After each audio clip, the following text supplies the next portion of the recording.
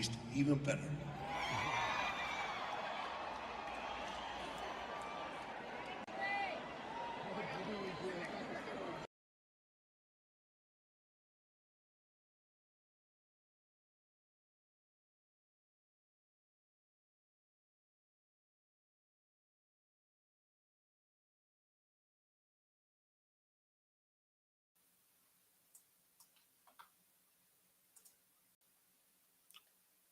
Bear with me here.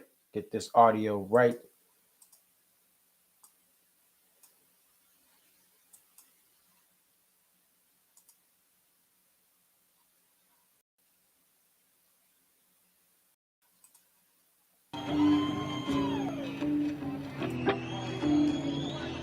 I found a stranger walking in the woods.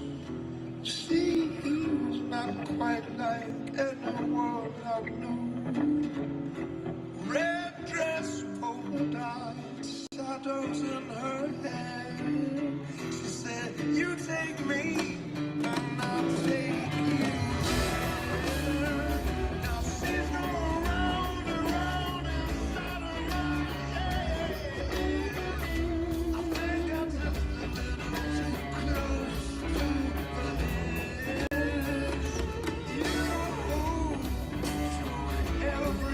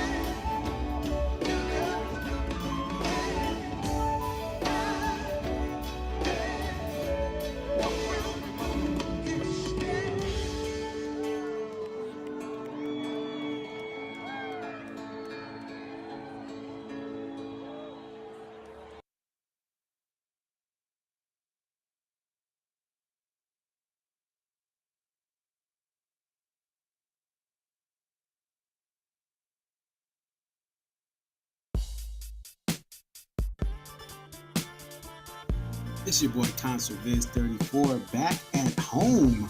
What up? What up? It's your boy Concert Viz 34. Yep, so your boy Concert Viz 34 coming to you here. What up? What up? It's your boy Concert Viz 34.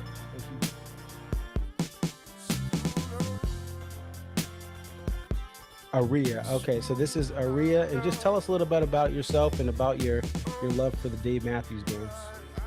I've been a fan of the band since April 28, 1998. And if you recognize the date, that's when Before These Crowded Streets was released. Alpine is definitely a better venue than Summerfest, but we'll take it. I think I've been going to shows for about 20-something years. I always tell people, like, compare DMB to now to when I first started. And I got started, in my opinion, I feel like I got started late. Like, I was at the very end of the band's prime. I feel like that 03 to 06 was like the end of the prime. 07, 08 was like, you know, we're at the very end. And then when Roy passed. Dave really, this is the thing. Dave has put, Rashawn has been assigned the quarterback of this team. He is the coach, the play caller. He designs the jams. Dave just shows up and plays whatever he's going to play.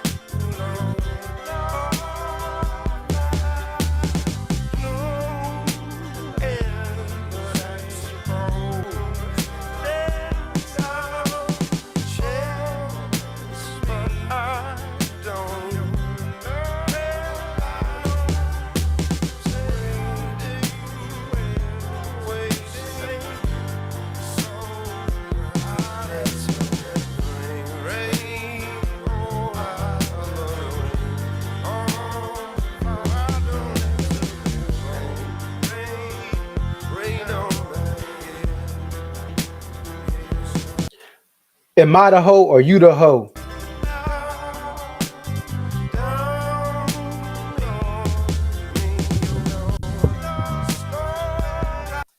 Boise, what's up? Nampa, Idaho, what up?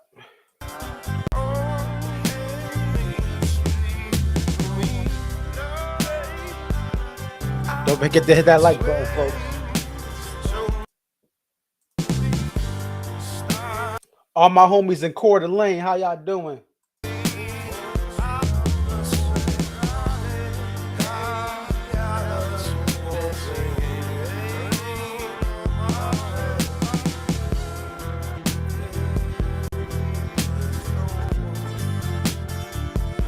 I don't know any other cities in Idaho because it's so small.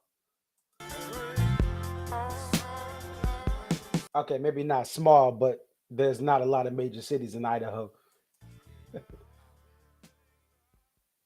What up, what up? It's your boy Conserviz 34, and welcome to the DMB Post Show stream. By the way, I've been to Idaho. I strongly suggest, if you have a chance while you're going to the gorge, to stop by Coeur d'Alene, Idaho. It is beautiful. I have had the pleasure of checking it out. Now, that's in the northern part of Idaho. We're in the southwestern portion of Idaho for tonight, just off I-84, the western portion of I-84, which is a contiguous highway in the United States. We are in Nampa, Idaho, and we are going to be talking to some fans that went to the show tonight. Thank you guys for joining. Is this the Fish After Show? No.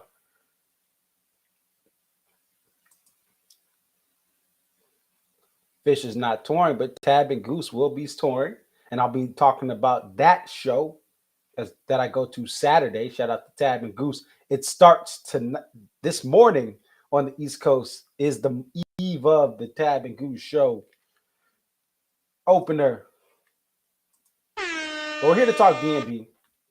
We're here to talk about this show. Pull up the set list here. And we'll look at some footage of what I said in the fall tour announcement show. We'll look at the poster a little later as well. What did you guys think of the poster? And we're going to get some live calls here. So we're going to do here my first caller from Idaho. I met her at the Gorge in 2019. Her name is Katie. We're going to call her actually on the old traditional cell phone here. And she lives in the Boise metropolitan area. And she was at the show in the pit. So we'll get her perspective here.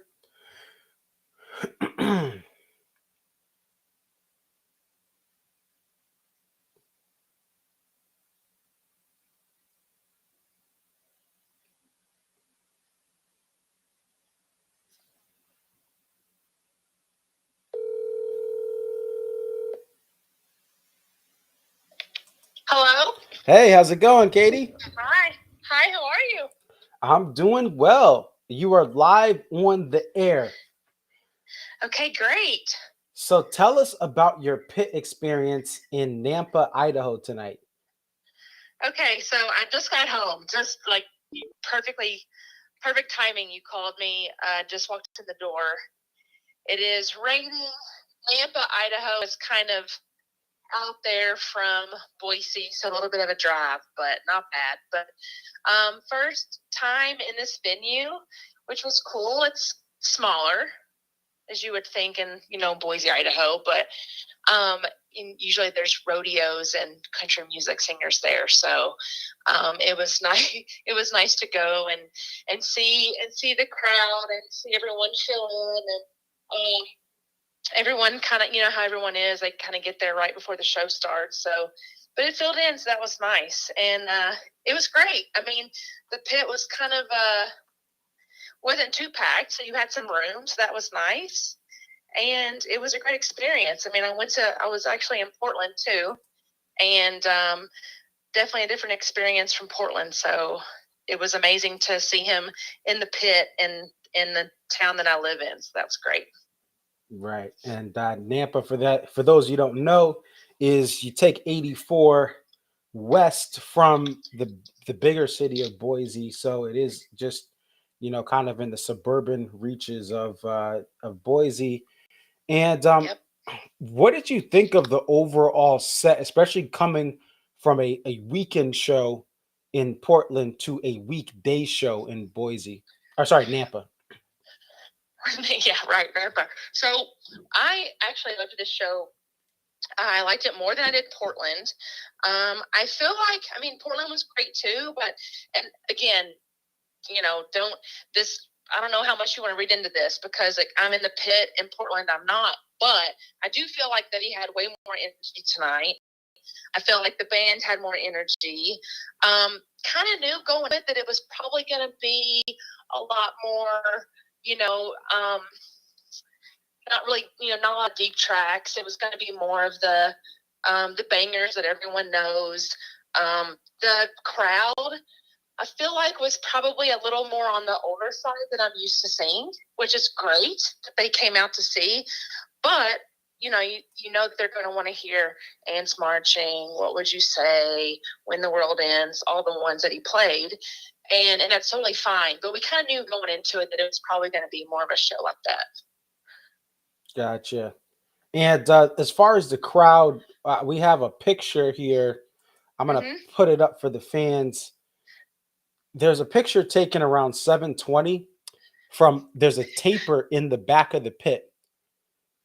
And I believe it's a taper, but he has a picture and there's like nobody there at 7:20 There's there's the pit, there's an open space in the Yep. back, only the front is full. When the show starts, when the lights go down, how full was the actual venue? I took a look around a couple of times throughout the show to kind of see the progress of the fans and if they would stay, if they were leaving early.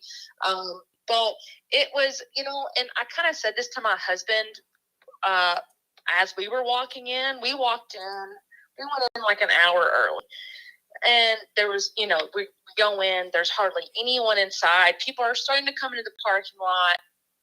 But, show starts at 7:30, which he didn't go on until probably 10 till 8. So he went on like 7:50. But still, there's no opener. Show starts at 7:30 on your ticket.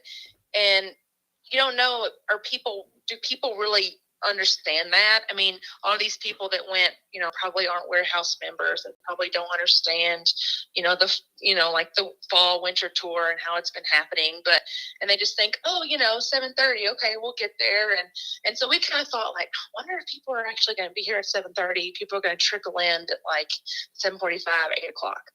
And we definitely felt like, it was the pit was never full.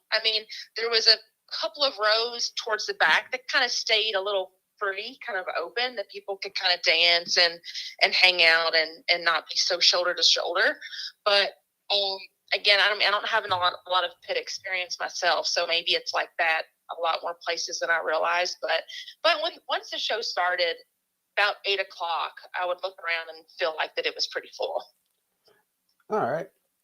And let's talk about that limited pit experience. So you go to the gorge pretty much yearly when Yeah. and I know, we met on the lawn, so you're on the lawn in this beautiful venue getting, 3 shows a year at the gorge.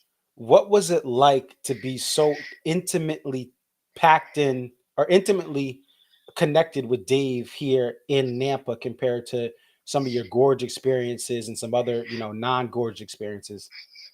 Right. Well, so the gorge, I'm biased to say that I feel like it's absolute best place to see them. Granted, I haven't been everywhere, so I don't know. This is just my experience. I love it. I've been across the country. I've been to certain venues. Haven't been everywhere, but it's I'll do lawn, a night or two, and I'll do reserved. I've never done pit at the gorge. It honestly kind of intimidates me and kind of makes me anxious. So I don't know if maybe one day I will, but as of right now, it's just a little intimidating. But it's like, okay, it's Boise. It's probably not going to sell out. Hopefully it does, but it is Boise, Idaho, Nampa, Idaho. We can do pit, no problem. And it was great. It's so nice. I saw him in pit last year once. My husband saw him once. My husband saw him in Bend, really, really close. And then we went to the Pilgrimage Music Festival and we're on the rail. And those experiences are, even though I love the gorge, it's just a different experience seeing all the band members so close and seeing their facial expressions and see the sweat like dripping off their forehead and them looking at each other and their communication. It's like you think you're seeing that from the lawn, but you're not. It's like I think all the times I've seen Dave, it's like I think I know what's going on, but then once you're in the pit, you're like, oh my gosh, this is like you're actually seeing them talk to each other that you really don't get up in the lawn or even in reserved at some point that you think you do. And so it's definitely nice every now and then to mix it up and do pit. And I'm just super thankful that he came to Boise or Nampa and was so close to where I live, and it was a no-brainer to do pit. Yeah, and that's definitely awesome to have that, that hometown show, to be able to go home. You said you're home already. It's Yeah. it's a theme of this first leg of the tour. You just said it. We had Brianna from Seattle just say it. She's a gorge traveler like you from Seattle. So it seems like that's a big theme, is fans being able to just go down the interstate a little bit or down the street, see the band, and then come back home. So very cool. Thank you for being on. One last tip. So it's funny. Yeah. The Gorge, I believe in 2021, you were getting ready for a wedding. Or is that 19? I got married. Me? Yes. I got married last year in 21. Okay, yeah. So you were getting ready to get married in 21. So now now it's my turn. A month from tomorrow. Any tips? Any tips for my impending wedding now that you're married? That's right. Well, I know I've seen it all on Facebook, and congratulations. Thank you. So happy for you, and that's amazing. Hope to meet her someday at a future Dave show. That'll be great. But tips, I mean, soak it all in. You won't remember a thing on the day. You will black out. You won't even know what happened. You won't know who you spoke to. You won't know what songs played. I mean, me, did all this work and still it was beautiful. But at the end of the day, it's like you don't even really know all the little details, the minor details. It's like they go out the window and you don't even know what happened. So just soak it all in and try to just enjoy every moment. All right, thank you. And I'm already practicing. You're right, honey. Yes, dear. Yes, dear. Absolutely. I'm practicing those things now, after the streams every night. That's what I did. Yep, there you go. You've got it down. You're perfect. All right. Well, hey, thank you so much for coming on, Katie. We hope you enjoy the rest of your night. And thank you again for telling us from a local fan's point of view what the show was like. Well, thank you, Marcus. It's a pleasure to be on. Hope to hear from you soon. And congratulations again. Thank you. You take care. Have a good night. Good night. Okay. Bye. All right. So that was Katie from Idaho. Well, she's in Idaho now, but originally from Kentucky. And what's cool about that is I met Katie and a couple other fans. I went by myself to the Gorge and in 2019. And like I just met people like Katie that were just so awesome and welcoming and on the lawn, right? Going by myself to those shows.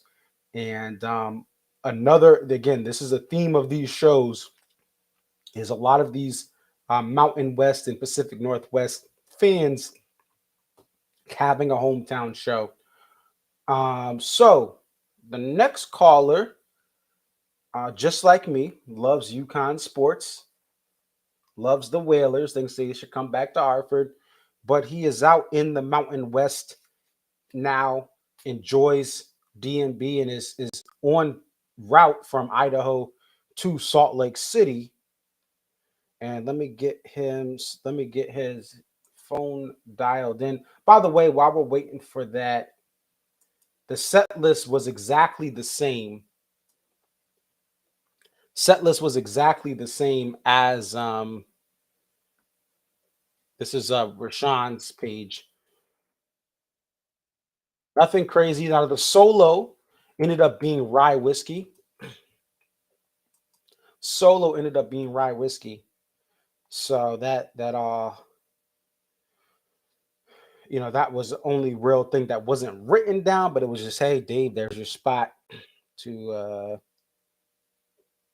I'm not gonna call. Let's see.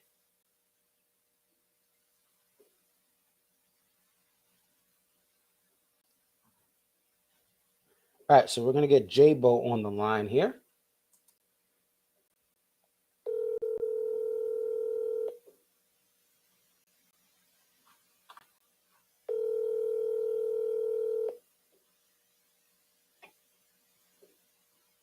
Hey, is this Marcus? Yes, is this J-Bo?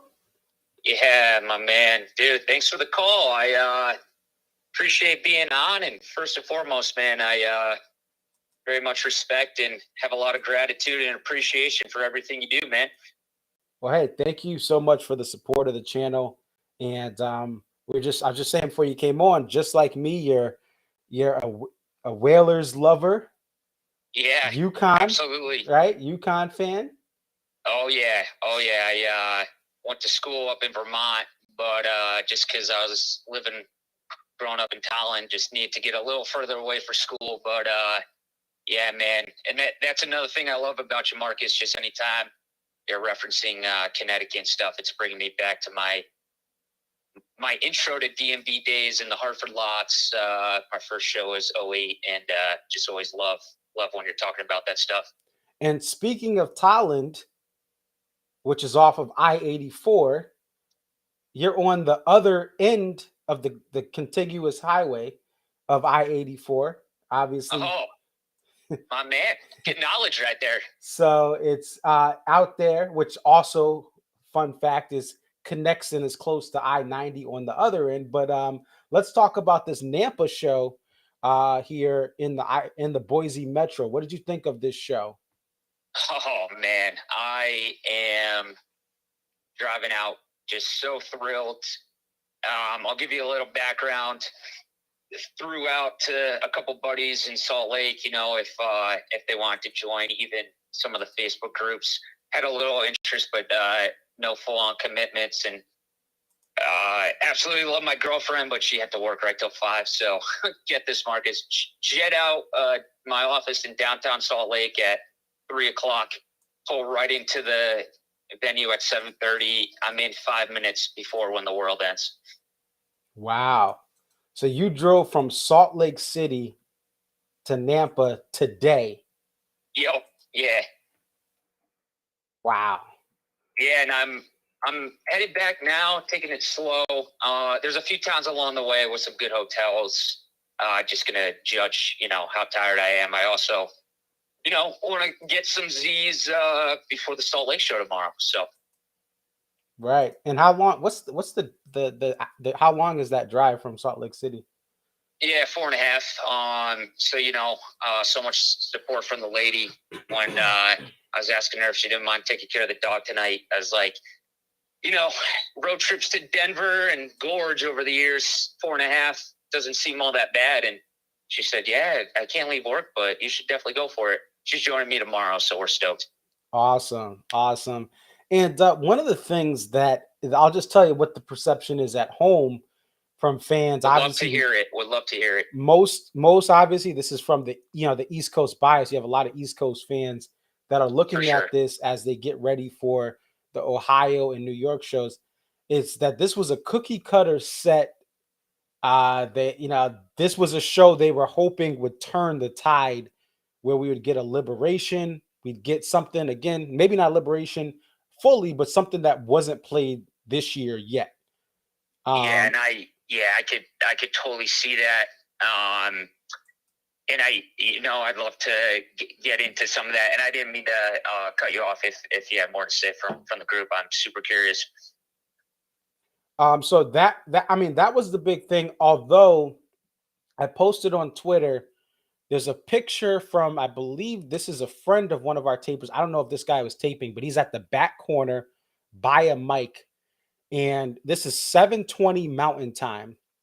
We have a mostly empty crowd. I mean, it looks like the crowd is, let me just look at this. It looks like the crowd, maybe 30% of the crowd is in the venue, or 30% of the seats are filled at 7:20. I know you were just getting in there, right? 5 minutes to spare. So one of the things that was interesting is just that this show didn't appear to be full. What would you say when the show gets on, when the World End is underway, what percentage of the seats were filled? Yeah, so they did a good job, how they close it off. And my first time ever to this venue, I kind of had the same reaction. I was hoping, because I've been following the previous 3 shows pretty closely, and I was like, oh man, was hoping it'd be a little bit more filled in the the lower, whatever they were calling it for the Ford Center, the lower ones or whatever. But then I walk all the way down, the floor reserves look pretty packed, and then I get to the pit, and plenty of room around the kind of U shape that forms. And that's another thing, Marcus, I'd love to get into. Just the people who I ended up standing by were incredible. They took me in which was so nice of them. And it's a crew that I've seen over the last couple of years. It's a guy, Josh, and him and his crew were the Glow Up Devil Horns. I've seen them twice at the Gorge. I saw them in Salt Lake in 2019. So just had to throw a cue in for the DMB community. It's cool I don't go to many shows solo. I think this was only the second ever. And I think just being with them the whole show really helped just my stoke on the night. Oh, that's awesome. And I think that's, I was just talking about the first caller, Katie. I met her at the Gorge on the lawn. We both were solo. And, she says, hey, is it okay if I, set my blanket up next to you? We start talking DMB. She shows me her binoculars. And then her friends from the campground that she made, they start coming night 2. We start all talking. I meet them. So I think it's just such a one thing that I think of when I think of the Mountain West, the Pacific Northwest, and the community at large, just how great fans are when you go solo, because most of the shows I've gone to at this point in the last 2 years have been solo, and I've always found someone to talk to, always made friends with my seat neighbors for the most part. Yeah. Well, having this conversation, Marcus, we definitely got to link up for a show sometime. And it really speaks volumes about the community. I kind of even at the end was like asking them if they were doing the whole run or at least to Omaha or something. They were telling me they're from California. And they said, no, this was it after Seattle, Portland. I said, well, if you want to take a detour, you got a place to stay tomorrow. I'm right in Salt Lake. So we exchanged info. It doesn't sound likely, but just goes to show about the community. It's really cool. Yeah, that's an awesome thing. So I'm looking at the set here just to give you, I'm just going to read off some of these because I know you're on route. Well, we have When the World Ends. What would you say? Do you remember the So Much Bridge Too Much, Old Dirt Hill? Yep. Madman's Can't Stop 41, You and Me, Walk Around the Moon, Sledgehammer, Lying in the Hands of God, Satellite, PNP Rapunzel, Samurai Cop, Warehouse, Ants, Encore, Rye Whiskey in the Gray Street. Everything that I just set up was on Rashawn's set list on Instagram. So outside of Rye Whiskey was just a solo spot. I just said solo. So what was like the best song of the night to you personally? Yeah, so when you hit me back after the message, I was kind of pondering. I want to share 2 things: my overall highlight for song and then overall highlight for moment. And I know you don't know me too well, but maybe from what I posted and stuff, I'd love for you to take a guess. Your favorite song? Yeah, and just like not my favorite song of the night, but like the song that really put it away for me, over the top. And this is a good example. I absolutely love the Couch Tour, but this is just like, oh man, as we all know and people listening know, it never it comes close to, even when somebody's real on the Couch Tour, which I appreciate all their work, it never comes close to the energy, obviously. So yeah, the one song that just really put it over the top, and it was definitely in the latter half. I'm gonna say Lying in the Hands of God. Okay, so that was actually my top moment. Warehouse for me just put it over the top. Okay. The intro was explosive. The salsa jam, people were going bonkers in the pit. And my top moment though, that ABI in Lying in the Hands of God was the top moment of the night for me. Okay. And I think to me, that is one of the things that has been a signature of this iteration of the band. They've taken moments like that end of Lying in the Hands of God, added the ABI interpolation. They've done things like Sweet has been remixed at the end. We've seen for Warehouse, for example, like you just mentioned, sometimes they do stop time. Sometimes they do the traditional open. Sometimes they do the improv intro and then they do stop time. We have Gray Street. That third verse has been added. You have and just that's not to interrupt you. Yeah. Another thing I didn't want to forget to tell you, I don't know if anybody saw this on the couch tour. When the third verse came on, all the house lights came on, and they were on for a solid 3-4 seconds. You know, that obviously felt like much longer. We're all looking at each other, then they went down, and like the crowd kind of roared again. So that was kind of funny. wow. So the third verse comes on and the house lights come on. Yeah, and I'm like having a hard time believing that was on purpose. I would love to find out. I guess that the stranger outside the door, like it set off the floodlights, right?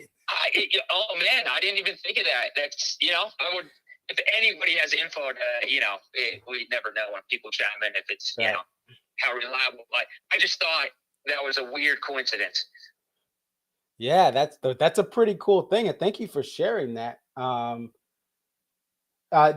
it looks like I have our next guest is on. He's at Michael's at his hotel, so he just sent me a message. Yeah, He man. said he'll talk about it, but it looks like there may have been a woman that went down Oh in the gosh. pit, so Well, maybe now I that's feel what terrible. it was. Yeah, Oh, and I know you know didn't know that. that. I know you didn't know that, so that's okay. But like, Okay.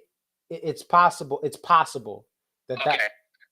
But we'll talk to Michael about it when we get to his. We don't know. He says he just said he doesn't know for sure.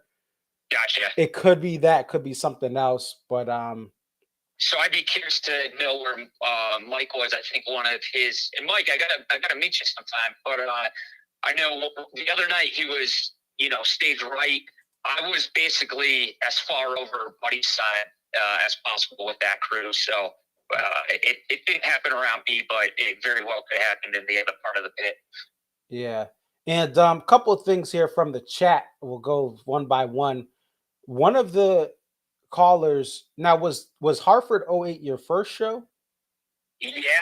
So that I don't know it off the top of my head, but every once in a while I'll look at those sets and I'm thinking to myself, I got freaking Dreaming Tree and all that stuff in my first show. Like, if I only knew how special some of that stuff was in 08. And then, not to go too far into it, but, that's why I kind of bring a fresh perspective. I try to be pretty optimistic on ants. Like, for no reason at all, just 2014 through 2019, I was away from the music. I moved out west to ski, and I left all my Connecticut buddies who were my Dave guys. So when I came back in 2019 for that Salt Lake show, that's where just my, just my absolute passion and kind of desire to find out all the details and be on ants kind of came from. So did you go just to that night one, or did you go night one and night two for that 2008? I believe I went to both. So check this out. Your first show, I'm looking at the set list. Your first show was a Stone opener at Hartford. Wait. I'm looking at the wrong one. This is Mansfield. Okay. It's the Comcast. I was gonna say that would have been cool if we both. So I forgot. This year it was the New England Dodge Music Center, and later that summer was my first ever amphitheater concert, which was Lincoln Park, Project Revolution, in August of that same year. So no, your first show. You have Don't Drink the Water, So Damn Lucky, Cornbread, Old Dirt Hill, Everyday, Rhyme and Reason, Proudest Monkey to Satellite, You Might Die Trying, Out of My Hands, Two-Step Into the Dreaming Tree, That's ridiculous. Idea of You Crush, Ants Marching Sister, Hey, My, Into the Black, the cover there by Neil Young, Improv Jam into a Bayou Closer. And what I will say, this is just another example of when you grow up in the Hartford area, when you grow up in Saratoga Springs, if you grow up out of Deer Creek, your first show, your first show, my first show in 2012, you get some crazy run of songs and you don't realize how great you have it until the years pass, or you actually just like go to other venues. So it's like one of those things when people may not understand, oh, why do people complain about the sets and this and that? I mean, you like the Bartender tour debut was your night two. So the tour debut was Bartender. Oh, man. You have PNP, Rapunzel, Crash, Granny. What You Are ended was What You Are Billy's. No, wait, hold on. Let's look at this final run. Night 2. The last couple songs of the main set. Too Much, Pay for What You Get, Dancing Nancy's, What You Are, Tripping Billy's is the last couple songs of the set. And then you have a 27 Cornbread Thank You to close out the encore, 3-song encore. And Thank You back then was very well received. Like, people were going nuts. Right. That 2008 Mile High Music Fest, I believe, had that as well. Same year, out in Denver, Colorado. So that was a year they had 16 of those thank yous in the summer tour. So that's just for those you guys at home that may not be from one of those big D&B venues. This is why a lot of fans sometimes are like, "Hey, man, I need that feeling I got," even if it wasn't. It could have been 2016. It doesn't have to be 2012 like me or 2018 like you. Some of these shows you go to in 2016, 2018, 2019, the rest of the tour may have not been as good. But if you live in SPAC, or SPAC's your closest venue, or Deer Creek's your closest venue, you got a once in a lifetime show. And as a new fan, a lot of times it's easy to think, oh, this is how it always is. And that's not the case. Yeah, it's crazy, man. And as far as the sound, we talked in the previous streams about the new Meyer Panther system. What did you think of the sound tonight from the pit? Yeah, so that was another reason why I, despite this crazy drive, wanted to get up here. I'm not sure. I can't say for certain that I wouldn't notice a difference unless, you guys were talking about it and I saw it online. Now, a few other things played into that, Marcus. This was only my second time out of 33 shows ever in the pit.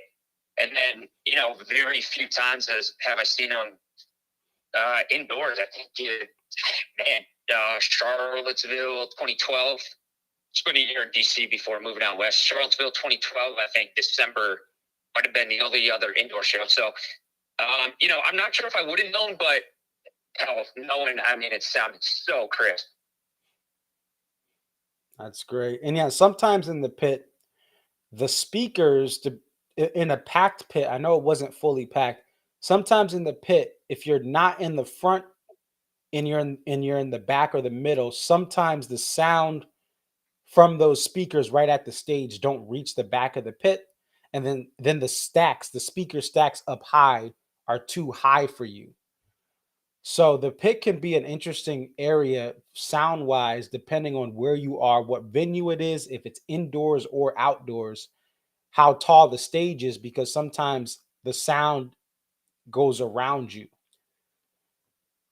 So it's a unique spot to see a show from the pit as far as the sound experience. Obviously, you can see Dave, you can see the band all on stage, but it can be hard sometimes in the pit. I gotta say, we're talking away. I was 18 then, and now 32, and it's funny. Thinking back, all those early days were always long, and if somebody had a bracelet where we could get down low for a song or two, that was a real treat. And now it's like, oh man, lucky to say I was lowers for Gorge, Denver, and now in the pit tonight, and just so grateful. I hope to always try to be low, moving forward. Yeah, definitely. And things have changed. Back then, it was, you could scoot in, scoot out. And not that I was advocating for that, but yeah. But also back then, Hartford Lawn was not shoulder to shoulder, but it might as well be, Right. So even being up there felt like you were in this incredible section of, just a great crowd all around. So, going to your point, and tell me at any point, I don't want to keep Mike waiting too long, but to your point about, just chasing those memories, a show like tonight, I drove up here, no expectations, not going to be bummed if I'm chasing the song and then don't get it. I just really was sticking the quality tonight, and ABI, Warehouse, Ants. It just really got the pit and the crowd going, and it's I think another benefit too. Obviously, I'm on this huge road trip tonight, not drinking. I'm not sure if I've not had 0 beers before the show, so just being fully dialed in, I think, was pretty rad. Yeah, no, it's a good point, and I think early on in my DMP experiences, the tailgate was I still tailgates are still going on now, but just like you, I'm 32. Back when it was 2012, 2013, it was a lot more of that party type feel. But in the later years right now, the last couple of years, I kind of go into shows and sometimes I may not even have a drink at all. And you're able to kind of see certain things either way. If you have a couple or you don't, it kind of brings out things. Question here: Did somebody hit Rashawn with a glow stick? Someone said they heard that. So from our angle, there were a ton going around. The crew that brought me in even handed me some, and it was fun. Just having a few.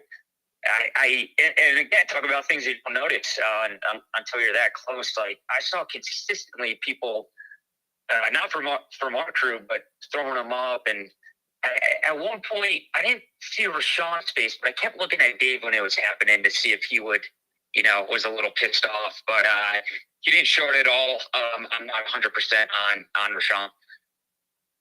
Okay, yeah, and just if anyone's obviously, I think everyone who watches this show are great fans, but I just people have to be careful with this. If throwing stuff and doing things like that, because these are professionals. They're trying to get the best show for us, and throwing stuff at them is just not a cool thing. But having the glow sticks and using them and having a ball, and it seems like what you were doing, it adds to the fun of the show. But I think anyone who's watching at home, just be careful, be respectful of the band. Sam, when someone says this, I guess what stood out to them on the set list is the Samurai Cop 2 songs before the encore. What did you think of that? Samurai Cop being very late in the main set. Yeah, so remind me, what was pre-Sam Cop and then after was Warehouse? Yeah, so before Satellite, PNP, Rapunzel, and then Samurai Cop with 16, Warehouse, Ants Marching are the 17 and 18 to close out. Gotcha. Yeah, so, talk about another thing about just being dialed in. I wasn't necessarily checking the time a lot. I'm usually try to look at the time and maybe guess how many we have left before the encore break. I honestly thought they were done after Rapunzel. Granted, you could see the numbers now next to the site. You say, no, that'd be too early. But just kind of the vibe of the show. And then, screw it. If you're going to go a Warehouse with that much energy into Ants to close, you can play Sam Cop there. I don't care. Gotcha. Right. So you get a couple bangers before the close. Yeah, that's a good point. But it's that it kind of says, all right, yep, throw that out. Mainstream, one of those hits that can resonate with a new fan, right? Of the message of it. They're actually funny. My friend out in Willington who got me into DMB, he just became a father a couple weeks ago. So we were talking about that song. No way, man. He's, the guy next to me was, you'll appreciate it when you're a dad one day. I said, I can totally see that. So it's funny you mentioned that. Yeah. All right. So any other final thoughts? We want to get to Michael, but any other things as far as this show, the poster or anything? Did you get the poster? Did you see if it's sold out? Yeah, I didn't get the poster. Probably save the coin for the hometown show tomorrow in Salt Lake City. Shout out to the Jazz, doing well right now. I'll save that for tomorrow. I'm just thinking, per usual, recently, Madman's Eyes, it's been killer. The energy on that was insane too. And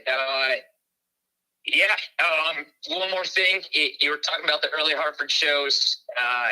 Still to this day, I think the reason why I do all these crazy road trips and spend this money is because I missed that infamous 2010 summer tour Lid Fest to an ex-girlfriend, and it's just funny how life works out because she was great, but we're in a much better place, and I'm still chasing this band. Yes, the guy who got me into DMB back in our college days. Well, not in the DMB to go to a show. I was listening to DMB through the LimeWire era, but yeah, he went to that run of 2010 Liberations for that opening night. Just a lot of crazy things that night. The busted stuff, I believe, Kit Kat Jam. Yep. Just so many GTR. great. Yes.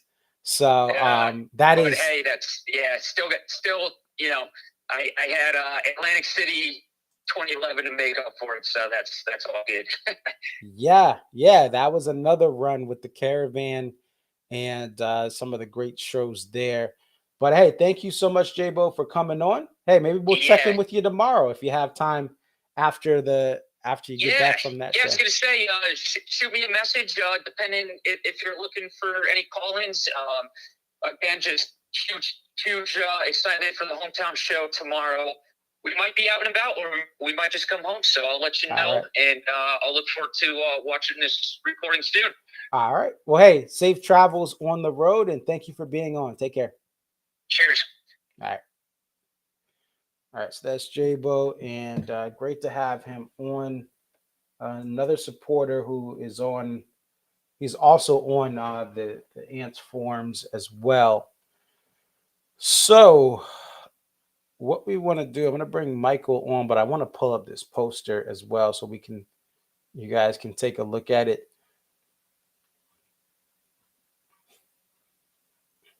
All right, so I get the poster up.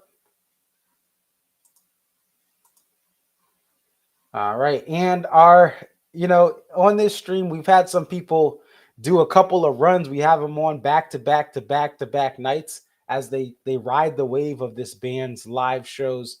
We had Mark from Georgia come on for about 3 or 4 shows, and now we have Michael here from Jersey that's still on tour. So Michael, tell us about this show.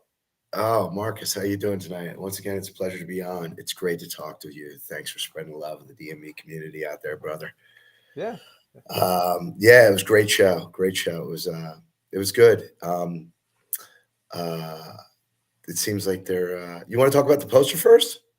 Yeah, let's talk about this poster. Let's start there, man. Did you buy the poster first and foremost? I saw this poster and my old East Coast, I immediately pre-ordered it. I was like, it's going to sell out. And then I'm thinking, like, I show up and it's like, there's a million of them, which was funny because they had a stack of foils there too when I got there. And it was like, let's put it this way. I did the pit line. I went in, I settled in. I got my spot, had somebody watch my spot, walked out to go to the bathroom. There's still foils. Like still like a half a stack of foils there. So, wow. I mean, they were stunning. If the line was short enough and if I would have known there was that many, I absolutely would have went for one because the pit, and that's a whole nother, it was, it's so beautiful. I wish I had it to look at it right. So you bought it, bought it on the warehouse site. Yeah. When it popped up, just in concern of how you thought it was going to sell. You go to the bathroom. And then also, sorry, go ahead, buddy. So you go to the bathroom, but still you want to make sure you get back to that rail, and but it's still there because it's this, obviously small crowd. So. Yeah. That's where the whole East Coast thing, like I get so nervous, like about how many people are going to show up and everything else. And I realized, not like it's just not like what it is. I'm not saying anything about the attendance at the shows or anything like that. It's just where we are. It's Tuesday night. It's Idaho. It's a tough ticket. It's a tough ticket to sell. And I'm interested to know, do they do the same run? As is the run specific per venue, or do they do they decide? So as far as the run of poster number amounts, I know that a lot of times it can depend on the venue size and the capacity. I say that as someone who has a government mule Sperry from a social distance show. And like that run was like 300 for the weekend. Like this is because it's like, this is New Haven, Connecticut, social distance. So the runs are based on the tickets they're selling for a weekend or for a single show sometimes, because they don't want to have, obviously, a Nampa, Idaho is going to be a different crowd than 30,000 people at the Gorge or at Deer Creek or Alpine. So a lot of times those runs are based around the tickets either sold or the amount of people that are going to be at a show. Because I've noticed that, like, especially just with being out here, the merch that's being sold at the lines and stuff, like, it's more merch. It's not just like, posters, like everybody's in line, like, let me get a poster. It's like every third person's grabbing a poster. It's not even like that. So it was interesting, but it was like just a stunning poster. It's jumping off the screen at me. It's just, I can't wait to see it in real life. And I want to get to the comments. Someone, Shrew York, says recession hitting if foils are sitting. And to me, that's not the case. To me, this is something, and let me know if I'm right here. When you go to even the Mohegan weekday shows last year, the posters were popular, but like a weekday fall tour show versus a summer tour show, you're not going to have nearly the same amount of people. It doesn't matter how good the poster is. If there's no one at the show or it's a weekday, it's going to sit there, even if it could be a Sperry. But no one in Idaho, most people in Idaho are not going to know the value of that poster, and they're not going to necessarily buy it, right? I mean, that must have been what it was. I mean, $150, man. That's it's a lot of money, man. It's a lot of money to throw down on a poster when and I already had one bought. So, but if you're out here, I don't, unless you're special and you're doing something bad or you're a warehouse member, I really don't see. And that's something what's nice of traveling out here is everything's so much cheaper. But in turn, $150 for a poster, it doesn't come down. That's a lot of money out here. It's a lot of money. That's true. And I think what's happening is the foils, because what you have, if you go to Deer Creek, Alpine, SPAC, Camden, people will buy a poster they hate just because. I talked to people about the first two posters of the first three posters. Some people just didn't like that poster. Some posters I don't like sell out. These weird, I call them the weirdo. I like psychedelic in the right way, but these weirdo posters, like the Camden poster, I think it was like Night 2. Mm-hmm. It was like the people, it looked like a bunch of video game characters. Yeah. Like that poster, somebody values that. And in Camden, people will they bought that poster out just because the FOMO.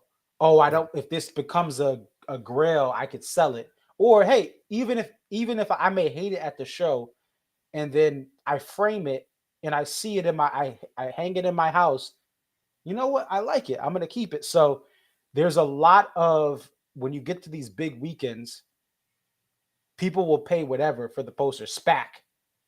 Some people, I don't know if I like that poster, but I'm gonna get it, and then it's a value thing. Where for like you said, these Western shows, in a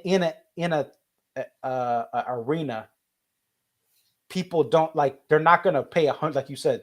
They'll pay for a couple of beers, food. They'll pay $150 in food and drinks for the girl, for the family, for the guys, for the girls.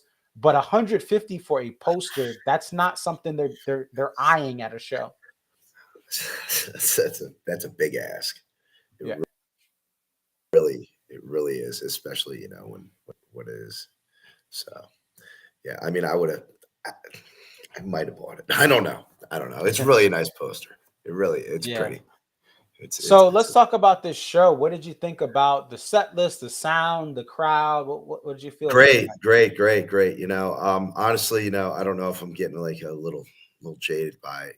It's what it is. But the fact that I still, I'm standing there, I'm tired, and then next thing you know, man, I'm jumping up and down at the top of screaming at the top of my lungs. It's amazing that this band still does this night after night. It's unreal. Here I am, just all I'm trying to do is drive up my car and follow them, and I can't manage to do that without like falling apart.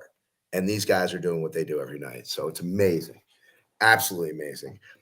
Everything's getting stretched out, dude. All the tunes, all the little bits, everything's kind of getting stretched out. Like, do you remember? There was like an extra 2 or 3, just a little bit, where Dave normally cuts stuff off. He doesn't cut it off. He lets him roll. Like, he'll let Buddy go a little bit more. He'll let Jeff and Rashawn kind of play a little bit, get an extra couple bars in. You know what I mean? It's definitely it's sounding like they're warming everything up. We got a bunch of tour debuts tonight. I mean, which was great. Which is what everybody wants to hear. We're in Idaho, man. They want to hear the radio hits from the '90s and to 2000. They want. That's what we want to do. We want to run right down the list like they did. And that's what everybody's here to say. And I think that's important for the fans at home, because we talked with Zach about this being the river card in poker. But really, I think we have to hold that metaphor off, just because when I looked at this venue, on Zach's friend sent it to him to send to me, got his permission to upload it to Twitter on his behalf. You see people are arriving late, right? It's just, listen, it's not a traditional D&B market. Warehouse for J-Bo said Warehouse was just that moment that everyone was going nuts. The other hits, like you said, everyone's going nuts. They're not going to know or appreciate some of the deeper cuts, like Break Free or Break For It, at the show. They may go home and be like, hey, that song, they may look it up, but they may not even look it up. So I think it's important. The fans, my East Coast buddies, I'm with you. I see this set list and I'm like, this can't be Madison Square Garden night 1 or night 2. This can't. This will not. It'll be, people will go nuts for as much as we have to go through to get tickets, hotels. But for the thing the band does best, they write a set list for the audience that attends. And I think, let me know if I'm wrong, because you were at all these shows. This is a better hit set list to me, in my opinion, than Vancouver. To me, it's for the casual fan, this is a better overall set list than Seattle. Now, again, McCready on Watchtower, diehard fans going to love that. But I think that this is a better set list this would have been a better set list for the casual fans in Seattle, to me, because you have those hits that are going to get the crowd just going even further. Absolutely, without a doubt. When he came out, he started with When the World Ends, and it was good, and everybody there was getting it. And when we played What Would You Say, I kind of caught a couple glances around the security guards, and the one dude's tapping his other fucking guy on the shoulder. He's like, dude. Before he even started, because he knew what it was, and everybody's like, everybody was excited to hear What Would You Say, and it just builds for that. I mean, how can you not like that? I mean. Right. That's that Saturday Live radio, that first real radio song was What Would You Say? So you haven't. Did the crowd seem older? That's what the other people were saying. Yeah. It seemed older, and I mean, we could talk about the crowd, but I mean, the crowd was kind of little. There's a lot more alcohol consumed here, Marcus, than other venues. If you get my drift, there's not other things here that are legal, so I've noticed that a lot more alcohol is consumed here. Okay. And during I forget what song it was early on. I meant to. Somebody went down in the pit, and they had to pull him up over the rail. Wow. And then when he was doing Gray Street, he came out. He's just about to start Gray Street. Same thing. The person up over the rail and stuff. Marcus, I've been to 4 shows, man. I have not seen this stuff happening yet. And again, the glow sticks and stuff. I mean, that stuff's got to stop, man. But I discussed it with some other people in the pit too, and I'm not going to badmouth you, Dave, but you know what? I'm going to badmouth Dave Matthews right here. If he's going to pick up the hat and put it on, then he has to address it because he's inviting it. So it's hard for these people to know the line. Where's the line? They don't know the line between a hat Right. and lipstick. Yep. These people don't know the line, and they were very intoxicated tonight in general. So that sort of thing was, I saw it. I mean, I saw one go back and hit Carter, man. I mean, literally made it all the way back to the drum set. I was shaking my head, Marcus. I was furious. But it's whatever, you know. But yeah, it was. There was some things that happened that, but I put that to other things, and they locked us in there at 6 o'clock till showtime. We went in at 6. I don't know why we had an extra half hour early on the pit again tonight.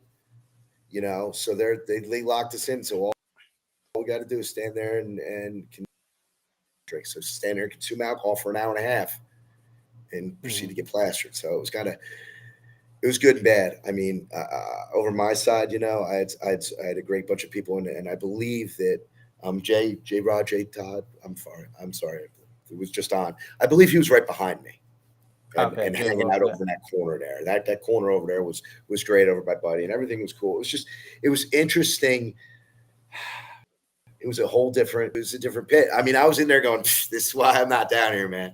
I don't want any part of this. I'm embarrassed to be down here to see these sorts of things happen. We don't do that as a fan base. We don't. I hate to talk like that, and I hate to be like that. Yeah, but we're not those people. Dave's not that old guy.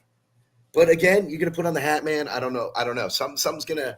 I don't know if something's gonna come of this or not, or we're just gonna go with it. But I would just say out there, dude, don't fucking throw shit at the fucking band members, please. Right. Please use your hands. I think this show. What's interesting about this show, like you said, it's the Boise metropolitan area. They're not gonna. They may, like most weekends, they're not gonna have an act even close to Dave. Maybe they get a country show, but even like the bigger country acts aren't going to Boise. They're going to go to Seattle. They may go to like Salt Lake City, if anything, over Boise. So this is something to do in town.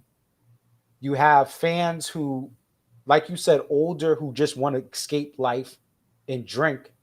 So that tunes into it, and as far as why they're going to be, that's all you do. That's all you can do out there is drink, right? So that it's not shocking, even though you're saying this is an outlier for you as someone who goes to all these shows each year. It is it's just that's how it is in a small town where there's nothing to do but this for the night. And but I think I agree with the throwing this stuff, and also that's where I can understand why Carter kind of stopped throwing the drumsticks because of that same thing. He's throwing these sticks. You have people that were bringing kids in. Now, listen, if you bring bring their children just to, let them experience the greatness. And most times people are great about kids in the pit. But when they were drumsticks, I think why Carter stopped doing that a couple of years ago is because the drumsticks, like people were trying to fight, they were trying to grab them from kids. So I think that's why it's great Carter kind of, even though I want his drumstick, I'm glad he did that. But Dave is going to have to either say something or not take it, because like you said, anything that happens when somebody goes up to Dave, and listen, I give him all the credit in the world, but when someone goes up to Dave in the street or they stalk him at his hotel and he does sign something and people see that on Facebook, right? What happens? The next couple of days, everyone else is trying to camp out at his hotel. Oh, because he did this. So I respect how Dave handles these fans, because I couldn't handle some of these fans. But there's got to be a line drawn. There's got to be that, like you said, communication. Hey, guys, I'm not taking this hat. Out of all respect, I'm not taking this hat. The only time I'm taking a hat is if someone backstage has some special story. It's a veteran. It's someone with cancer, or it's even just someone who's had a rough life. And backstage, they give me this hat or bracelet. I'll take it. But I'm not taking your glow stick, your bracelet, your hat that you throw on stage.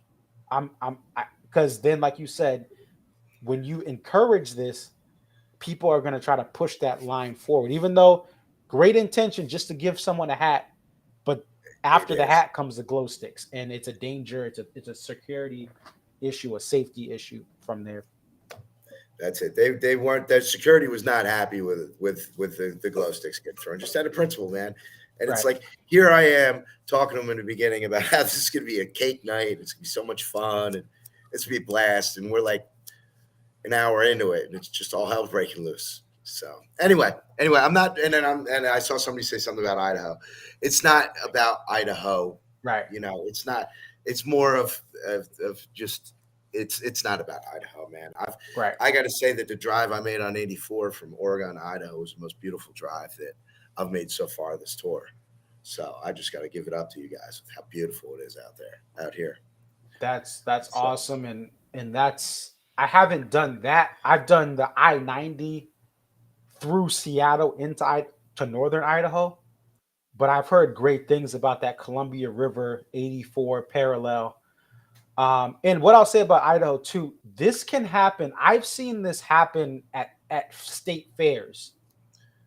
I've seen this happen. So just to give you guys context, this is something where there was nothing else to do but drink. So that's how it's going to be. And the flip side of that, I've been to Coeur d'Alene for a night. I've been to other parts of the Pacific Northwest and Mountain West. And even at like the bar scene, most people are respectful. But when there's an open event, a public event like this, it could have been in New Jersey, it could have been in Connecticut, it could have been in Maine. There's a culture of people who just want to drink in public. They want to escape their crazy life. We know this world right now is crazy, and some people they go, they got to escape the kids, whatever it is, whatever life is stressing them out on. The alcohol becomes not for everyone, but for some people they push it. And I said, I've seen this at sporting events. I've seen this at like minor league games where people are just inebriated. I've seen this at some of the major league games. So this is not an Idaho thing. This is just a culture thing. And sometimes these are people that just it's a cry for help, right? They have too many drinks. We've all seen it with people, or too many of something that they're not doing in moderation. And this is what happens. So, So that sucked. That we can leave that there. It's upsetting when that happens. What I found out a lot is that these people, the fans in the Midwest, the Gorge is their home venue, dude. They talk about, we're East Coast. They're talking about the Gorge like, I've been 13 times, I've been 15 times, and I'm like, it's amazing that they go to the Gorge every year like it's nothing, man. It's awesome. I think it's really cool. But but they haven't seen, like, they come inside like they're like, I don't know how the pit works, because they were talking about it being mad, still like running of the bulls down to the pit. Yeah. Yeah. The pit. People are lined up. People get there early in the middle of the day, even just for the posters and the pit. They get in the pit line and posters first thing in the morning. So that's why I like the pit lottery, because wherever they do the pit lottery for most of the shows, it just gives everyone a fair shot. And like you said, with the travel, our first guest, Katie, she lives in the Boise metro. And every year she takes that trip, packs up the car, and drives to the Gorge. So you had J-Bo, the second guest. 4.5 hours is nothing for him. Us East Coasters, some people in the East Coast will drive crazy, but most of us, an hour drive in East Coast time is long, or a 2-hour drive, because the way the roads are and the way we're just set up, we don't have to go far to get stuff. But out here, they're used to, just in general, if they want any sort of big event, they got to go to Seattle. They got to go to Salt Lake City. And even Salt Lake City may not have it. So they got to go to Denver. And Denver's. So out here, the 4, 5, 6, 7 hour drives are just what they have to do to get to a big event. And therefore, they say in Idaho, southwestern Idaho, oh, the Gorge is my home venue. Where the trip for us here in the East Coast, New Jersey, I'm Connecticut, like that's Maine. Like I don't identify with when Dave plays Bangor or Portland. I don't think that's my home venue. That's a whole different zip. That's Yeah. a whole different world. Or I don't think that Meriwether Pavilion in Maryland is my home venue. But that's about the same distance from my house as some of these people in Idaho is to the Gorge. So it's like that's a very good point that you being like me, an East Coaster, you may talk to a fan out there like I did Katie, and yeah, their home venue is 4 or 5, 6, 7, 8 hours away from where they actually call home. So it's amazing. So the people that I've been really great. I mean, everybody's been so nice. And in Idaho, like they said, man, everybody in a parking lot, I pulled up and I got about 6 feet, and it was it was like everybody's just so nice, dude. And it was really just a good experience. We all went in, we all got our wristbands together, and it worked out well. The lineup going in and everything else, everything was good. Except for those little, them blips. But I mean, you do anything long enough, these sorts of things, you're gonna have irregularities like that. But so good, so good. And the band definitely stretching everything out, man. Louie back in Warehouse. Can we talk about that? So you want it back? I mean, that would be sweet. Back in, okay. Yeah. Remember, Buddy's right there, man. He's right there with his. I mean, all he'd have to do, you know what I mean? They're right there in Warehouse with it. That would be so sweet. Yeah. But no, not yet. They haven't done it yet. Everybody's really into American Beauty intro, they were saying that was amazing when he dropped that out. Everybody, what's interesting is to see the things coming, because I mean, I know what's coming. Right. These people haven't seen a show. If they don't watch the internet, if they don't know. And the guy next to me, he's a fan he hasn't seen him like since 16 or whatever, and blah, blah, blah. And I'm looking at him and he's got no clue what's about to happen. To me, he goes, "Are you serious?" I'm like, "Yeah, man, hold on. We're going to do this." And it was a great one too, because, they're not like us, dude. They're not. They're just enjoying the show. And when Dave does something like that we take for granted on a daily basis, it's amazing, dude. Yeah, and that's a good point. I remember Gorge 2021, the alternate format. There was a fan next to me from Phoenix, Arizona, that had been to a bunch of shows in previous decades, but hadn't really caught up with the band recently, but said, "Hey, I'm going to go from Phoenix to the Gorge." And like you said, it's cool to see as people like us that we kind of see this almost every night when we're not on tour, we're watching the couch tour, but to see a fan who's been there for a while, they have 30, 40 shows under their belt, or they've been there since 97, 98, one show every couple of years, to see them react to some of the stuff that we see every night.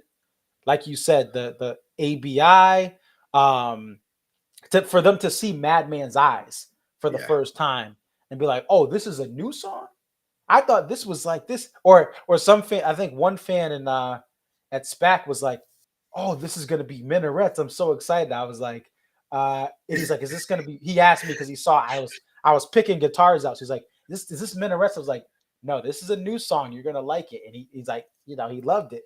So it is great. It's a great reminder as fans like us that kind of capture every show, or we look at every show almost, or every week, to just remember that for most of the crowd, they are in awe of Madman's Eyes. They are in awe that Walk Around the Moon is this new song that's been played since the last 2 years, but this is their first time hearing Walk Around the Moon. For some fans, this is their first time hearing Samurai Cop. Do you remember a song that we got a bunch of times? If someone had, a lot of people stepped aside in 14 and 15 and 16, especially because Boyd left. I don't know if I can hear this band. So when they come back to the band and they never heard "Do You Remember," they're like, "Oh, this is a cool." Where for us, it's like, all right, yeah, it was cool, when it first came out, but sometimes we're like, all right, we've heard it a bunch of times. Next song, I want, I'm waiting for that stone. I'm waiting for that, deep cut to come in. But for Yeah. many fans, this is their first time and they're gonna love it. So Yeah, with the with him not playing in these areas for so long, the people that I was fortunate enough to surround myself with, it was just like everyone. They didn't know it was coming. yeah, They didn't know. It was so nice to not. I'm sorry, I'm not trashing our fan base, but we right, all know what's coming on the East Coast. We right, follow him. We know what's going to come. And when he doesn't do something, we're surprised by it. yeah, But nobody over here, they it was not nobody, but it was cool to see that, to see like Samurai Cop when he stretches that out, even though it's a little bit, the yeah. place fucking goes nuts, dude. They love it. They absolutely love it. So yeah, everybody was really definitely happy to have Dave back in town, to be honest, and have the band here. Okay. Yeah, that's about it, Marcus, I think. All right. Oh, what would you say? Because someone even said on Twitter here, I got a message. Someone said this is not a representative of the crowd when the show started. Oh, by the way, let me put this Oh, on. oh yeah, no, that place was empty, dude. Not to trash. They moved the stage up 3 sections, so it wasn't like it's not like it was in the back. Oh, Yeah, bro. No, they kicked it forward. The place was. I'm not. It's Tuesday night in Idaho. Just he's yeah. not going to sell, man. Yeah, no. It was. They filled in. Everybody came in, but like the parking lot was completely empty at 5 o'clock. There was like Wow. 5 cars in the parking lot. So that What would you show, say the percentage, like out of 100%? What would you? I'd say it was like 75 to 80, solid, Full, if not 85 80% full. by the time we get done. Okay. You know, Okay, and that's with the curtains. That's with the curtains and the stage moved up a couple yeah, that's sections. that's if you put him back where he was supposed to be and you opened everything up, I mean, it would have been. But you know what? That's what it is. It's Yeah, what it is, man. and It really the thing to point out as well is when the band comes. I don't know if you've ever seen the band in Albany.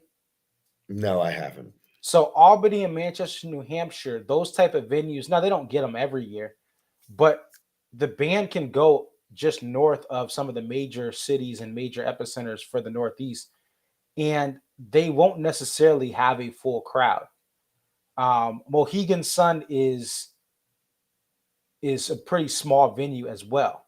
So for the fall tour, even in the most Charlottesville tickets were going for $5 in 2018 in the uppers, not the lowers, right? The Yeah, lowers, like to get a pit ticket, but like the one thing about this tour is about the fall tours are the interest significant. It just drops because you have people who with the summertime travel more, where this time of year it's tough to travel. You've taken all your vacation days, or you're saving your vacation days for that week of Christmas, right? The kids are out or families in town, and you that's got 10 days off between Christmas and New Year's. So it's hard to get people to come. J-Bo drove 4.5 hours from work, right? Because he's got to get work done. People are finishing up last part of the year, get the sales in, get the numbers in.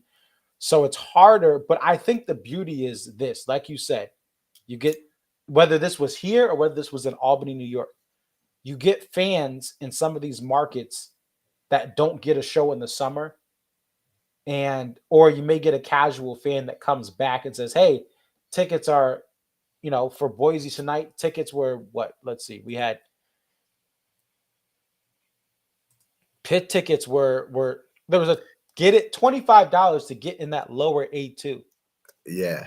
I was So people come in and you get a great value. We talk about Ticketmaster and how stressful it can be. The day of the show, you pay 25 plus fees. Maybe that's 35, $40. But even so, that ticket is worth $135. yeah. I That's a paid. $25. That's $37 right there for row Q.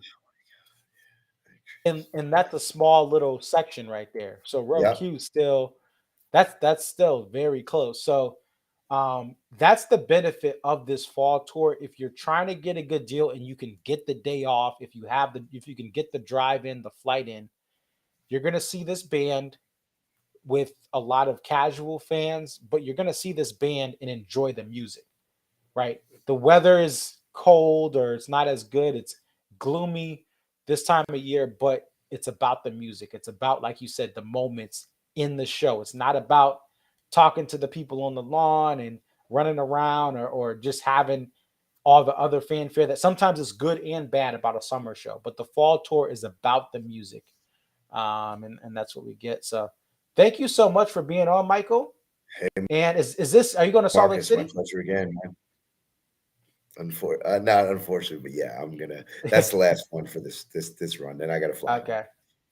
But yeah. All right. Well, get some rest and make Yeah, sure you it's recover. right tomorrow. I'm gonna follow J-Bo out. Yeah. So you'll be out to Salt Lake City. So safe travels out there and have a good night.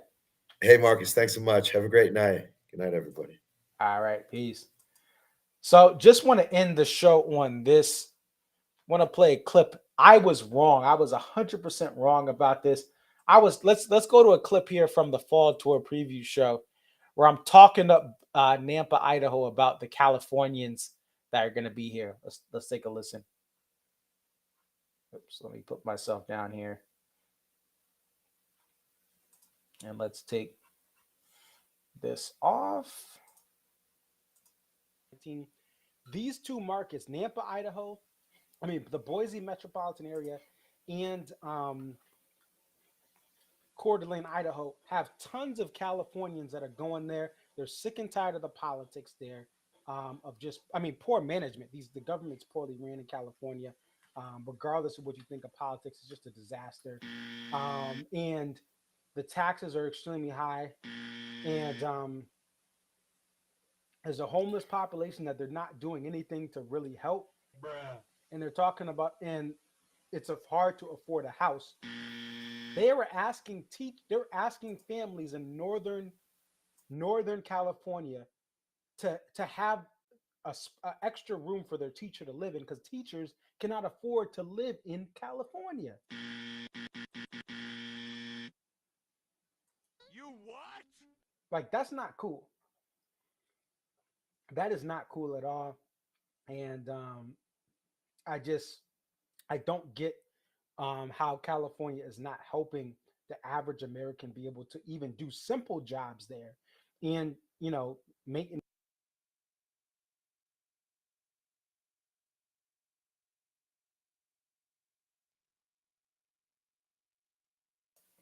Yeah, so that show, I was talking, obviously I kind of, I took some shots at California, but I was trying to say like the California fans were gonna, like, a lot of people from California moving to Idaho, and that was gonna cause this mass like filling up of this show. Also, what I got wrong, what I realized was Ticketmaster wasn't the primary box office for this show.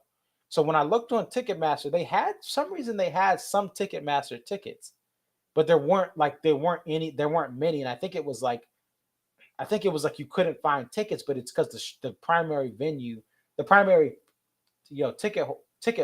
ticket provider was not Ticketmaster. So I was wrong on that. My whole premise, I was like, yeah, it's gonna be all these transplants going to Boise, Idaho. I was wrong. Okay. Bruh. So I will admit that on here. I was absolutely wrong about Nampa. Not that it wasn't a great crowd, not that it did not fill in later on, but my thought process of hey, this is going to be a lot of California transplants was completely off. Even though there are a lot of people that are moving to, was it Post Falls, Boise, Coeur d'Alene from California, they're not all like, oh, let's go to the Dave show tonight. Clearly, because this show had a lot of tickets available at the end. So just wanted to point that out. I was wrong. I think this whole West Coast, I've been kind of off about that thought process. Seattle sold fairly well, right? The crowd looked great. I said Vancouver was going to be a disaster. I kind of knew that. Portland, the upper level was not fully sold. And so this band, they decided to pick some non-traditional venues. This could be the last time they hit some of these venues ever. I really don't see how they go back to Vancouver outside of some festival. And there's not really a festival in Vancouver for rock bands or jam bands or anything, even though DMB is not a jam band. There's nothing out there for that. So I was wrong, fully wrong. I admit that. I just missed the spot with this Nampa show. But like I said, I understand your East Coasters. You look at this set, you're like, dude, what are they doing? The whole fall tour idea is you get liberations. And the thing is with the fall tour, you get liberations the first couple of shows, and then those songs get in rotation. So everyone gets a taste of something special. You at least get a Christmas song. There has not been a Christmas song, which I think would hit well. I think Christmas song would hit well at any venue, but they have not had a Christmas song at all. And so here we are. I still think Salt Lake City is going to be some of the same. Hopefully I'm wrong. But that's not a bad thing. They're just playing to the market. We get to the weekend. We get Omaha, Nebraska. There's some fans that are traveling to Omaha that haven't hit the tour yet. Michael's going to be going back to the East Coast, but some fans are going to be traveling from the Midwest and parts of the South to Omaha, Nebraska, because it's a weekend show. So we'll see what happens. Minneapolis is on a football Sunday. That should be interesting for sure. They have, it's on football Sunday night DMB show. Never miss a Sunday show. And so we'll see what we get there. But really, we cannot look at what this tour is going to be for the East Coast until they get to Ohio. And even so, it may not hit till MSG Night 1, given how small the Dayton venue is. It's a smaller, Dayton's still a city, but it's not Columbus, and it's not obviously the Phillies and New Yorks and the DCs. So, and it's also not a weekend show. So we'll have to see what happens with this tour. Chicago is another city. Maybe they do something for Chicago, but again, it's midweek. Dumpster Funk opening up, so maybe you get another Dumpster Funk sitting on a Jimmy. But yeah, overall, we have to I think we may not know the peak of this tour until they hit MSG. Right. Connor says, when will they rehearse all these MSG bust outs? They have sound checks, and they have now that they're on tour, they can rehearse. That's really what the sound checks are.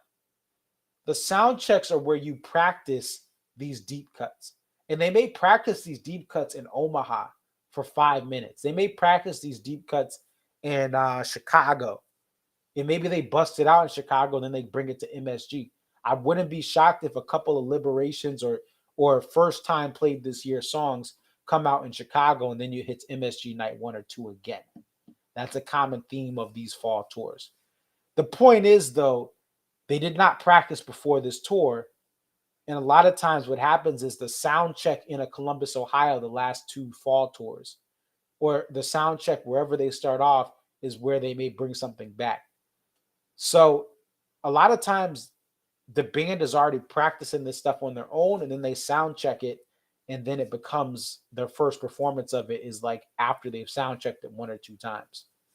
So that's the thing about professional musicians. I have a little experience playing clarinet in high school and learning and really sitting in with some professional woodwind players, like teachers per se. And I've been backstage at Disney with some of the session players at Disney that, like, when I was playing clarinet in high school, honors band. And essentially a professional musician, they're going to take that sound check. They're going to take 5 to 10 minutes before the Disney scores are ready to record, or before any sort of musical score is ready to be recorded. And they say, hey, let's do da, da, da, da, da, da, and then they're ready to go. I guess with DMB, they're going to take that sound check. Hey, let's practice this. Here's what you're going to do. You're a professional. It's ready to go. They don't need 3 hours or 4 hours on a deep cut. They really only need 5 to 10 minutes, 15 to 20 minutes on a deep cut to bring it back out, and they're good to go, because you know, Buddy's been looking at this stuff. Buddy, when he's not on tour, he has a list of songs. He's listening to the iPod. He's listening to whatever. Not the iPod anymore. Jeff was listening on an iPod. Literally, when he was trying to fill in for Roy, he would listen to an iPod for like 5-6 hours a day and like play, stop, play, stop, play.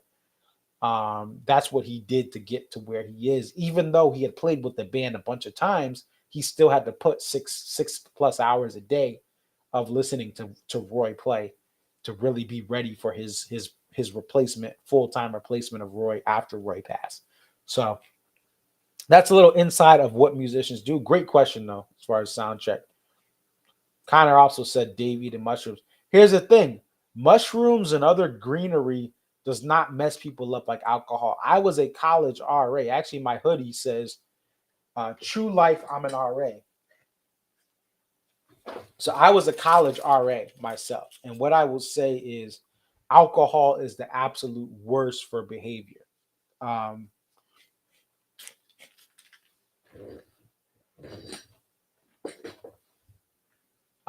It's out. I mean, everyone knows that, right? Anyone who's been in law enforcement, you don't have to be in law enforcement. Just be out. Alcohol is the worst, right? Very rarely do you see people, you know, doing mushrooms or marijuana or other stuff, and they're just like belligerent and fighting and all that stuff. They may be paranoid, but they're not going to do what alcohol just brings out.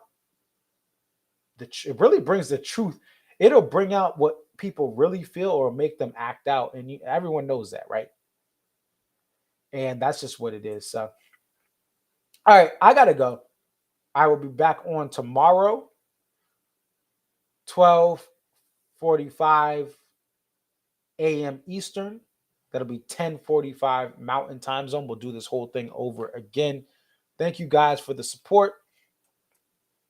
Don't forget to hit the like button, guys. Hit that like button and share this with people you know that like DMB. One of the things I've heard, and I get it because I'm on YouTube listening to other people's content as well. Some people have seen the advertisement for the stream, but they actually listened to one stream that they just came back from a show. And they're like, oh man, I really wish I got on this earlier, right? If you guys share this, watch it with a friend, share it, say, hey, just check out 5-10 minutes of this, of the interviews we have. It's always appreciated because that is how this thing grows. And the more people that this thing grows, the more access we can get every tour stop, right? Jay Bo has, he's been on Ants Marching. Michael I met obviously through just Facebook and all that. It's just great to have these people come on that I've met through real life or through other means. And again, we're going to get more access. We can get more people on the phone. I want to have it where we have too many people. I can't get to every call, right? Or we're doing 5-minute segments with everyone so that more people can come on. But share this with people.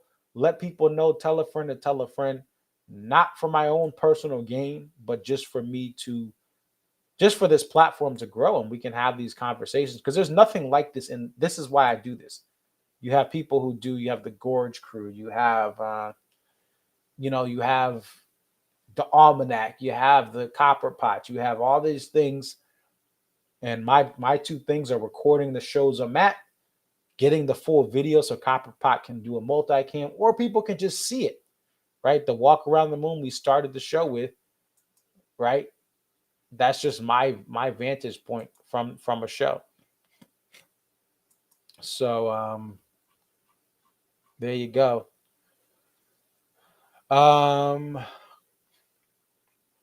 That's gonna do it for the show. I will close out with a couple of Instagram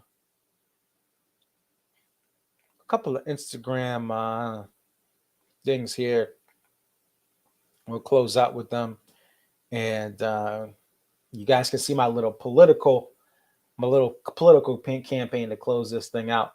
Thank you guys for the support. Yeah, this is going to be the Concert Viz 34 Lieutenant Setlist Writer for DMB, little parody thing I did earlier today. I'll put that on and then we'll close. Maybe I'll get a quick song in here as well or some other content you guys can see from here. But again, just appreciate the support. and all you guys do to watch this thing, share this thing. And if you're watching in the morning, if you're watching later in the day, Wednesday, thank you guys as well. I love all the people who don't watch this live, but catch this during your lunch break, catch this while you're working from home. It means a lot. It's your boy Conserviz 34. I am out of here. We'll see you guys.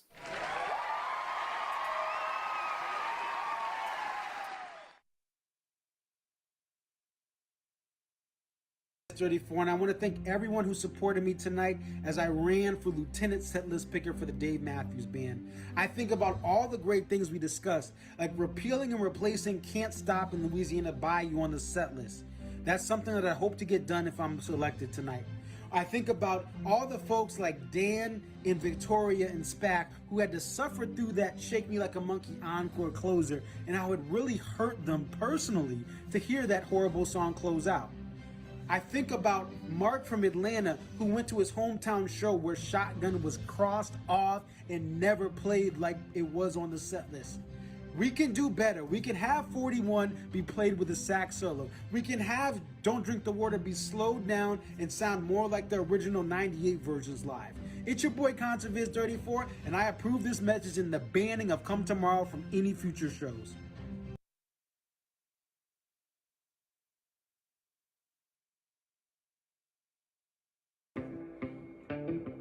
Without Carter's smooth hits, no Jeff Sachs runs, it doesn't sound legit. That song is screwed. Nobody grooves. Tim wasn't shredding. The whole song is a dead end. Lyrics are slow and meaningless too. Just because he's talking about you ladies doesn't make that song cool. I like Here On Out, and I'll back you up too. Always loving those rings, but this song makes me wanna snooze.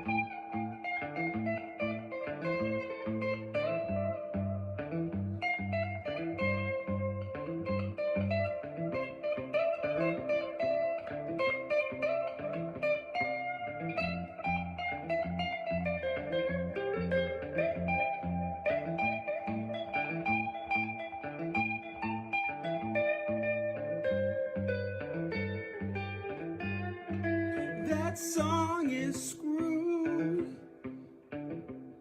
Bring back a violin, then you can't lose. Everyone wins. I need them Carter snares and Jeff's flute solo too. But a basic beat by day, that's never gonna do it for me. I'll take a bathroom break, Gonna grab me a drink from the concession stand.